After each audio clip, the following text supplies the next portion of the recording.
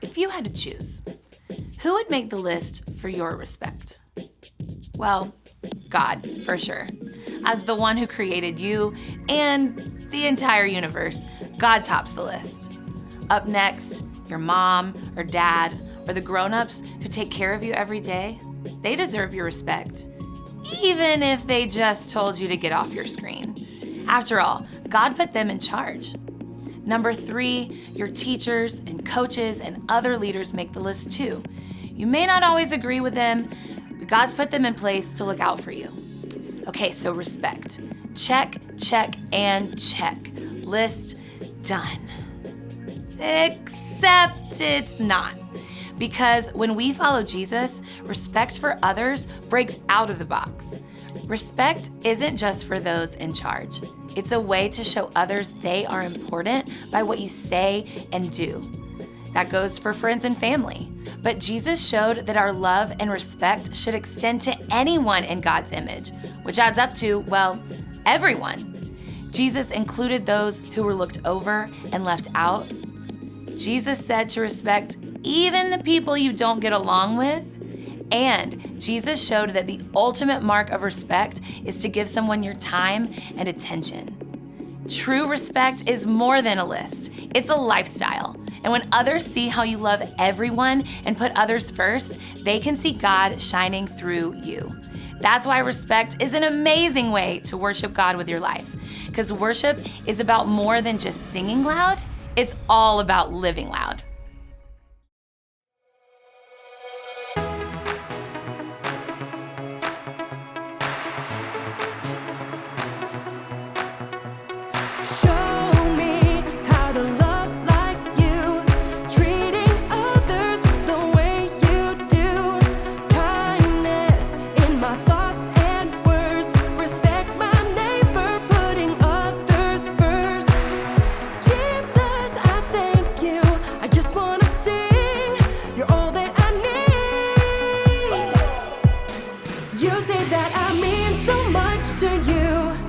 You love me like a friend and help me through. So I will worship you in all I do. So I live my life to show that I know you're everything to me. You're everything to me. You're everything to me. So I live my life to show that I know you're everything to me.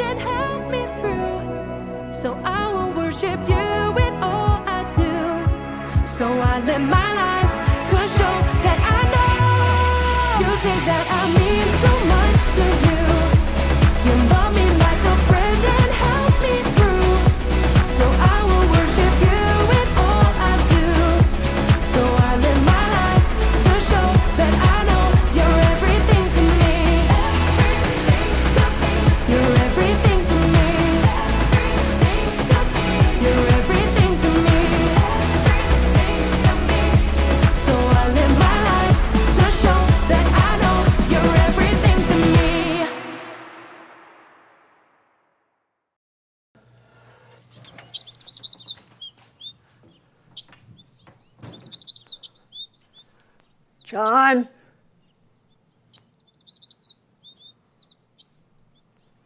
Look both ways before crossing the studio?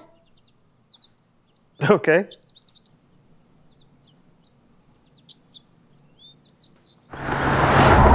Ah! What?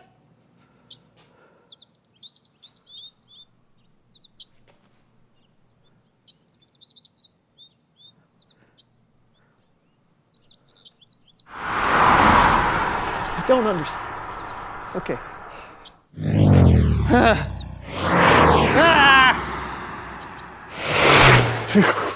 Okay, here goes nothing.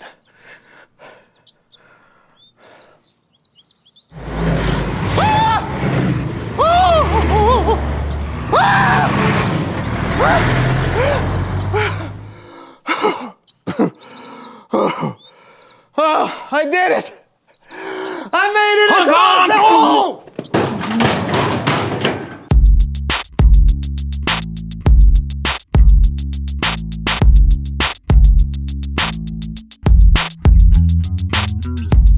Hello everyone, I'm Brandon. I'm John. And welcome to the So-and-So Show. Happy February.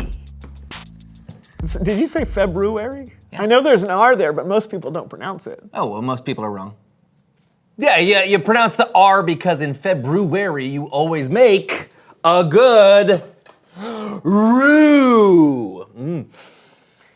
Actually, the extra R comes from the original Roman calendar when it was called Februarius. But most people don't pronounce the first R because it produces a cluster of consonants that isn't commonly used in modern English. Well, some of us February. Also, a roux is something used in cooking to thicken cream sauces or gravy, for those of you that don't. You know what? Why are we even talking about this? Because it's February, and I'm making a bowl of Fruit Loops.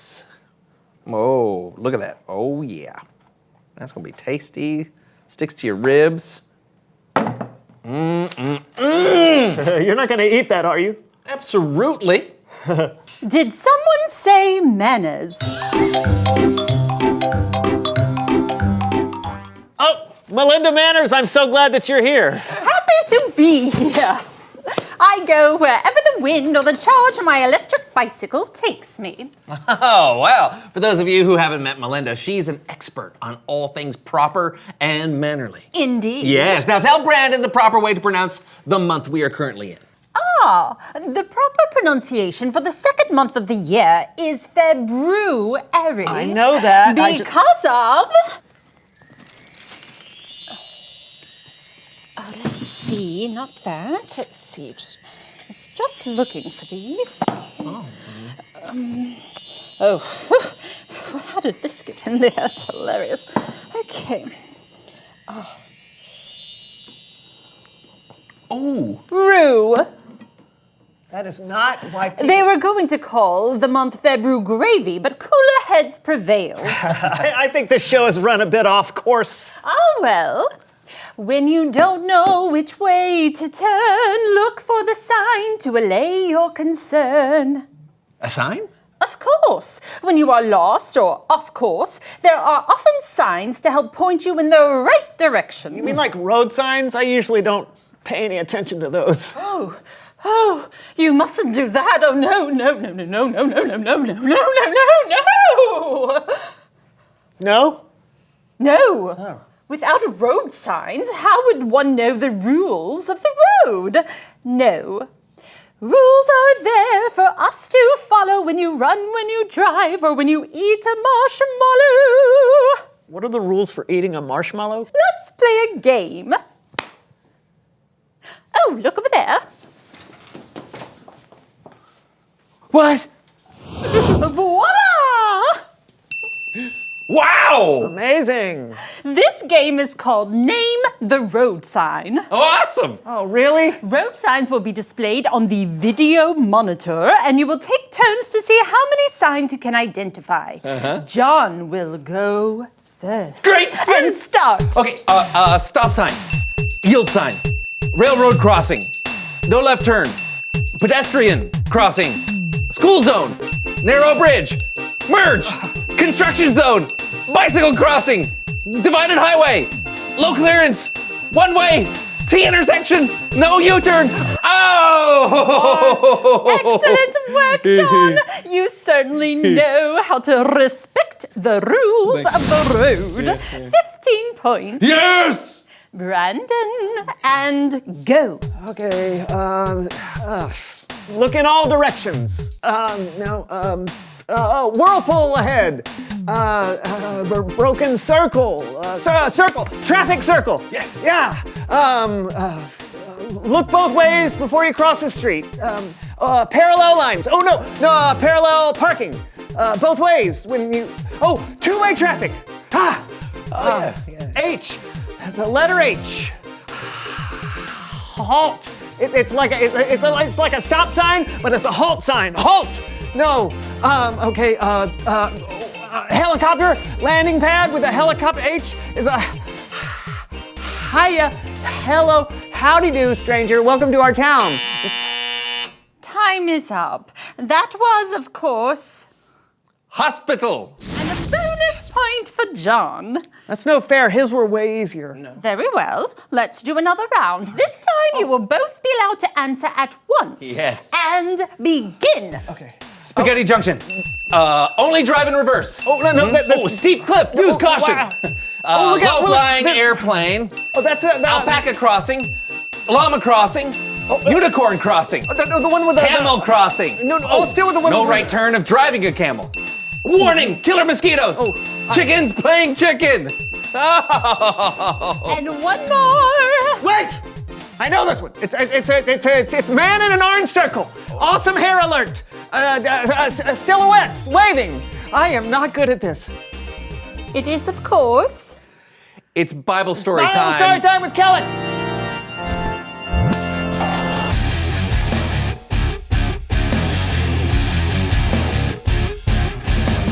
Kellen, what's up, friend? Not much. How's it going over there? Yeah, pretty swell. You got a Bible story for us today? I do indeed. And we'll be telling it today with Laundry Theater.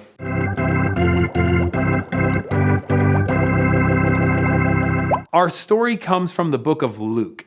Luke wrote about Jesus when he started healing people and teaching them. People were starting to follow Jesus and listen to his ideas about God and how we should live in the world. One day, Jesus had been teaching people from a boat that belonged to a fisherman named Simon Peter. Jesus was sitting down in the boat while he taught people on shore. After he had finished speaking, Jesus told Peter to take the boat out into deep water and put his nets down to catch some fish. Peter told Jesus that they had been fishing all night and hadn't caught a thing. But because Jesus had asked him to, he would. Even though Peter probably doubted that they would catch any fish at all, he had great respect for Jesus and his teaching. And because of that, he was willing to do what Jesus asked. After Peter and his fellow fishermen went out to the deep water, they put down their nets. And they caught a massive amount of fish. It was so large, the nets began to break. The catch was so big, Peter had to have another boat come and help take some of the fish. There were so many fish, the boats began to sink. When Peter saw how many fish they had caught, he was amazed. He dropped to his knees. He was scared.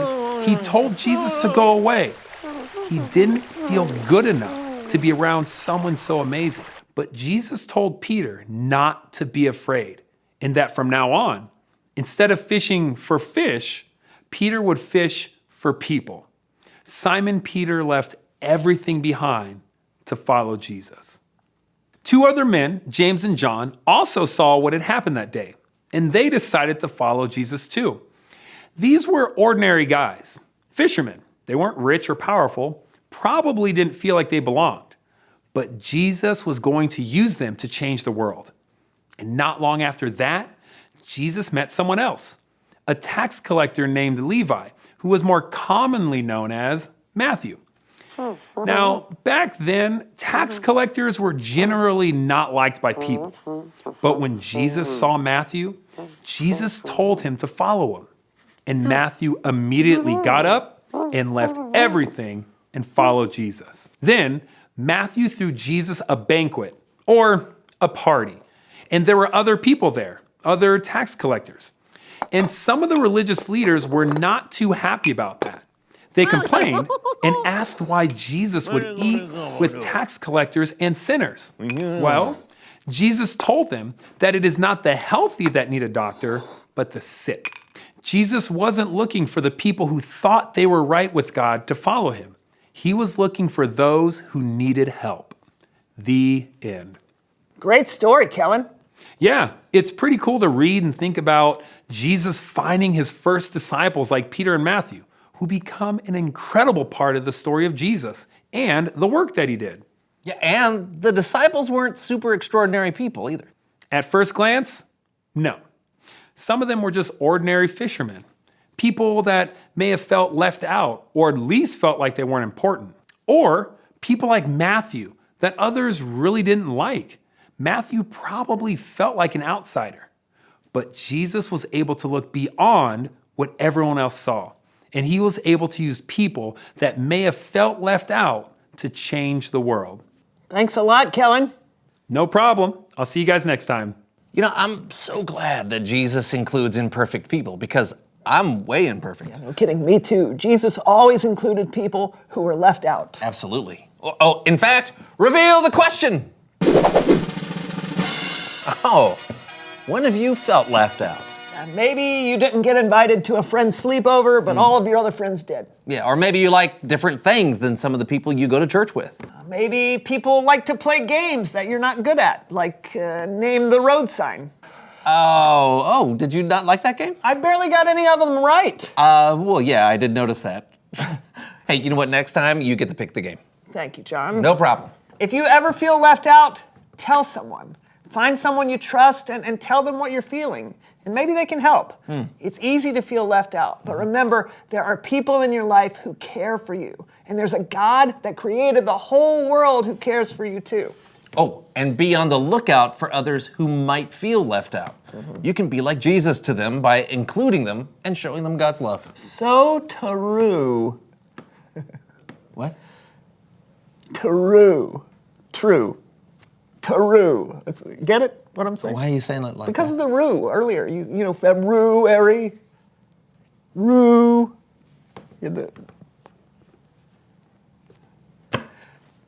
Well, that's all the time we have today, but we'll see you next time on the So-and-So Show. Remember the rue at the beginning of the show? You had the rue out. We argued about February. Rue. I feel left out. Push my spoon away from me. Yes, and now enjoy. Oh. What do you call an Australian roo? What? Made by a kangaroo. What? A roo-roo. Oh, no. Oh, yes. No.